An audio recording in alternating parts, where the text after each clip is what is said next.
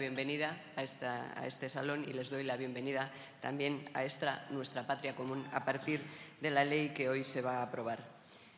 Efectivamente, como se ha dicho, se trata de una reparación histórica, de una reparación que merece en su tratamiento también una singularidad.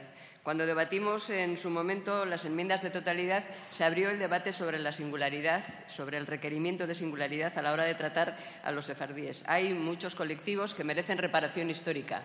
Hay algunos colectivos que merecen reparación histórica porque han sido maltratados en la era moderna, vamos a decir, pero nadie tiene ninguna duda de que lo que ocurrió con los sefardíes merece una singularidad y por eso merece una ley particular. Esta ley que espero aprobemos como se aprobó en comisión por unanimidad o por lo menos con un amplísimo consenso entre todos nosotros. España tuvo, efectivamente, algunas de las leyes antisemitas más antiguas de Occidente, como la ley del visigodo Sisebuto en el año 612, una ley que limitaba el derecho de propiedad a los judíos y preveía la condena a muerte del judío que convirtiera a un cristiano. Creo que merece la pena recordar estas cosas. Como saben, el converso, a su vez, era vendido como esclavo. Estos son nuestros antecedentes, los antecedentes que hoy queremos reparar. Pese al antisemitismo católico y a la discriminación legal bajo muchas y diferentes fórmulas, la comunidad judía española, los sefardíes, se convirtieron en una de las más grandes, influyentes y, además, activas de la Europa occidental. Toledo, Córdoba, Zaragoza, León, Gerona, Tudela eran auténticos centros de referencia de la cultura judía del más alto nivel, que era a la vez la cultura española. Eran referencia de nuestra cultura, de nuestra comunidad, de la comunidad de todos, de la que nos incluye a todos nosotros. A lo largo del siglo XIV hubo violentos ataques y matanzas de judíos en todos los reinos peninsulares, matanzas que obligaron a muchos judíos a convertirse a la fuerza y a practicar su religión y tradiciones de forma clandestina.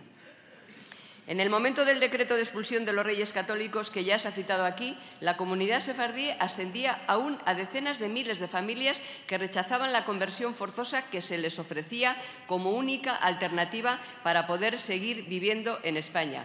En los tiempos modernos, la conversión forzosa también ha sido algo que hemos conocido los españoles. Aunque no fuera la conversión forzosa a una religión, la conversión forzosa a un totalitarismo de otro signo también lo hemos sufrido muchos españoles, particularmente aquellos que vivimos en las tierras vascas.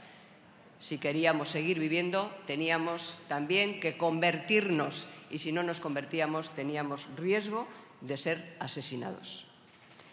Fue una aberración política aquello que ocurrió, una aberración política que empobreció al país en todos los sentidos y acabó por muchos siglos con la tolerancia y el pluralismo religioso. Creo que eso también es algo que hoy debemos recordar. Tuvo esa consecuencia, acabar con la tolerancia política y con el pluralismo político y religioso.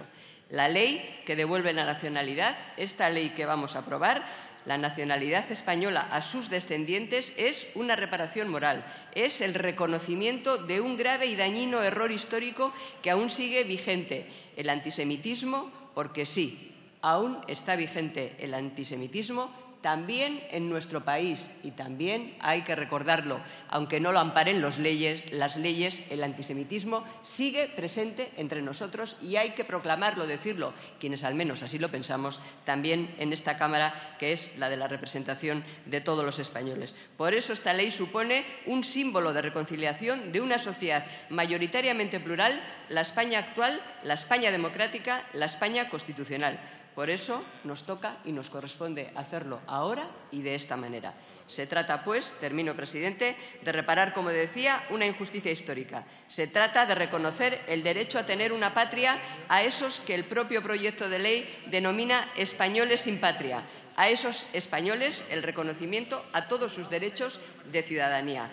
Esta ley ha de contribuirá, estoy segura, a cerrar heridas y a reparar en las personas de sus descendientes las consecuencias de la opresión y de la persecución que sufrieron.